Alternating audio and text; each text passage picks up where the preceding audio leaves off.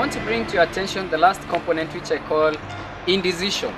It's a killer of a vision, because indecision is a state of mind of not being able to make choices, whether good or bad.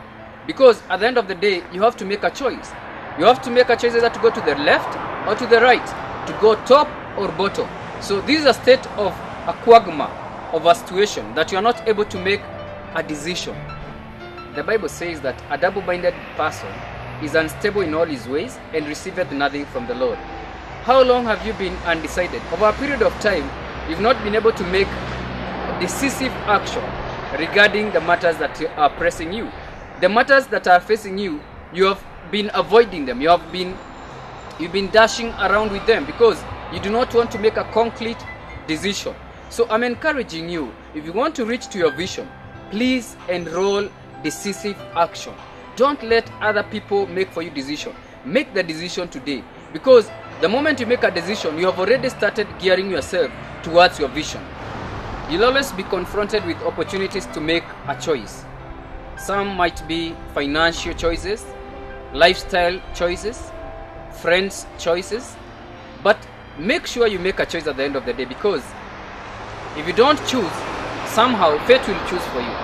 So I'm encouraging you that this season, especially when you're hearing this word, go and sit down with yourself. Look at those matters that you have not made a decision, a conclusive decision about those matters, and go to them and consider making a very deliberate decision regarding that matter. Let me tell you something. When you define where you are going, other people will follow you.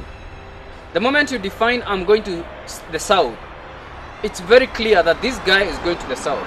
But the moment you are double-minded, you are not sure whether you're going to the north or to the south, even the wind will carry you off, because you're not stable, you're not strong.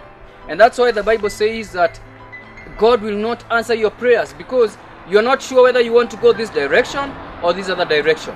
Can you imagine if you're looking for a partner, a life partner, and you're not sure whether you want this one or this one? So God will always, is not sure what to bless you with.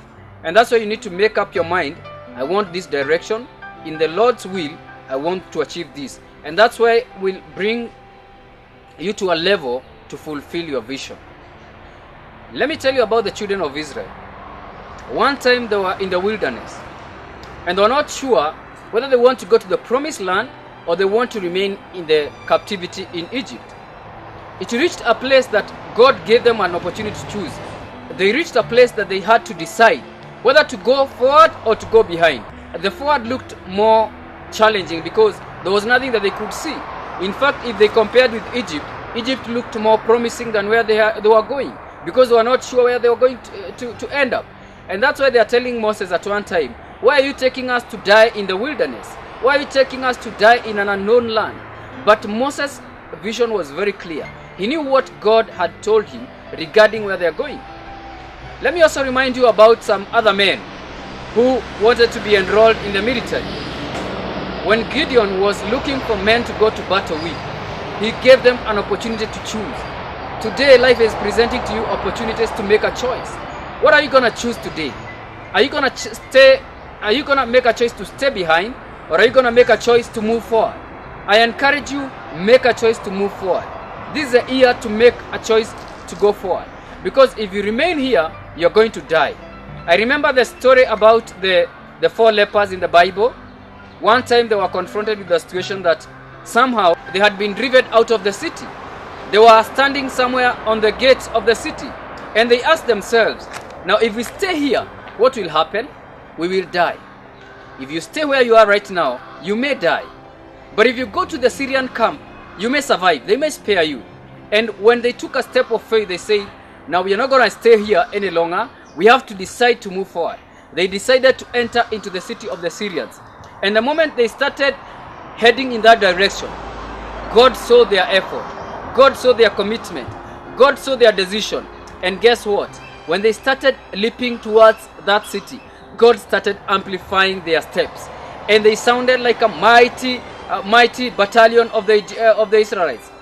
And the enemies, when they heard about those leaping, they thought it's a big battalion. In fact, they even say that they thought they have enlisted the help from the Egyptian army.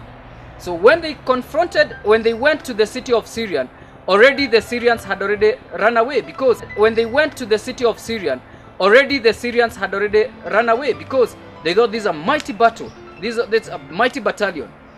This is the same principle that you need to take today. Decide that I'm not going to stay here, because if I stay here, chances of me surviving might be slim. Let me go there. Let me face my giant. Don't die here.